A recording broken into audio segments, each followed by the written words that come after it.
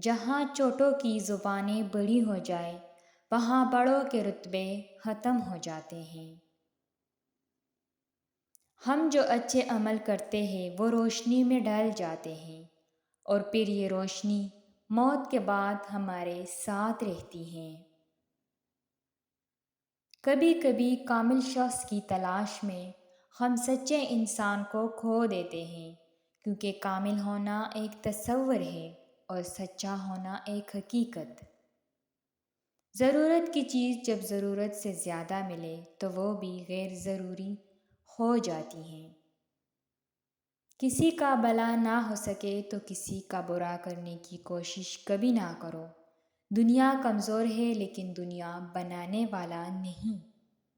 سمجھ نہ آیا زندگی تیرا فلسفہ، ایک طرف کہتی ہے صبر کا پھل میٹھا ہوتا ہے اور دوسری طرف کہتی ہے وقت کسی کا انتظار نہیں کرتا۔ کسی کی زندگی اور سکون چھیننے کے کفارے نماز، روزوں اور عبادتوں سے ادا نہیں ہوتے۔ رشتے کمزور ہونے کی سب سے بڑی وجہ یہ ہے کہ ہم انہیں نبھاتے کم اور آزماتے زیادہ ہیں۔ معافی کا مطلب گلے لگانا نہیں، بلکہ یہ عہد کرنا ہے کہ جو اذیت اس نے مجھے دی میں نے اس کو نہیں دینی۔ کسی کی تعلیم دیکھنی ہو تو اس کی ڈگری دیکھنے کی ضرورت نہیں، تھوڑی دیر اس سے بات کر لو، اس کی زبان اور رویہ تمہیں سب کچھ بتا دے گا۔ جہاں تعلقات میں احساسات نہیں ہوتے، صرف مطلب ہوتے ہیں، وہاں لوگوں کو محسوس تک نہیں ہوتا کہ کوئی ہماری زندگی سے کب اور کیسے نکل گیا۔ اگر کچھ سیکھنا ہے تو آنکھیں پڑھنا سیکھو، لفظوں کے مطلب تو ہزار نکلتے ہیں۔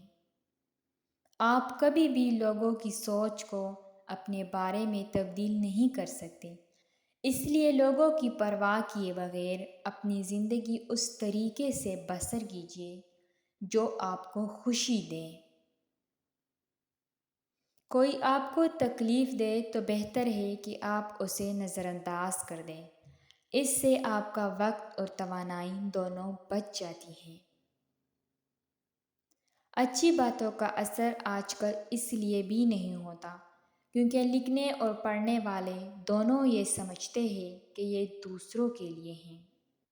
سچا اور مخلص انسان اگر آپ کو بلند نہ بھی کر سکا تو تمہیں گرنے بھی نہیں دے گا۔ اپنے اخلاق کو اس طرح بناؤ کہ جو تمہیں ایک مرتبہ ملے اور دیکھے وہ تمہیں ہزار مرتبہ ملنا اور دیکھنا چاہے۔ مجھے پسند ہے وہ لوگ جو اپنے لفظوں میں کسی کی خوشی یا غم میں اتنے اچھے اور پر اثر جملے ڈھونڈ لاتا ہے کہ اگلے کی یا خوشی ڈبل ہو جاتی ہے اور یا غم آدھا رہ جاتا ہے۔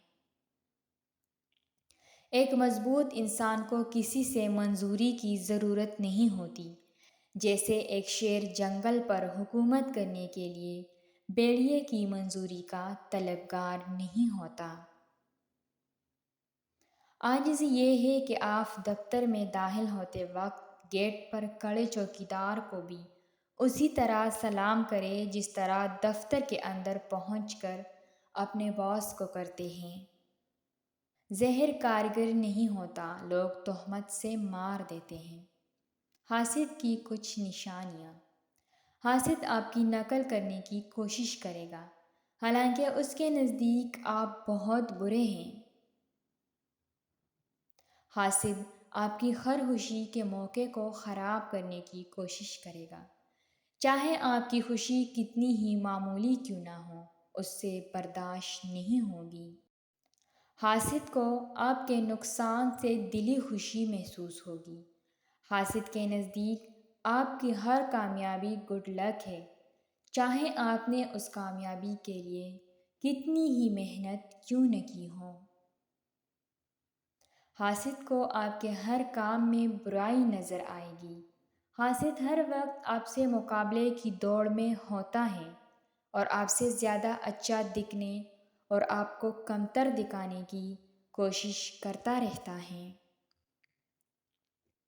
حاسد اپنی ہر ناکامی اور محرومیوں کا ذمہ دار ہمیشہ دوسروں کو ٹھہرائے گا۔ حاسد لوگوں کو آپ کے خلاف بھڑکانے کے لیے کسی بھی حد تک جائے گا۔ اپنے مخالف کو گالیاں دینا اور غیر اخلاقی رویے سے پیش آنا اس بات کا ثبوت ہے کہ آپ اسے دلیل سے شکست نہیں دے سکتے۔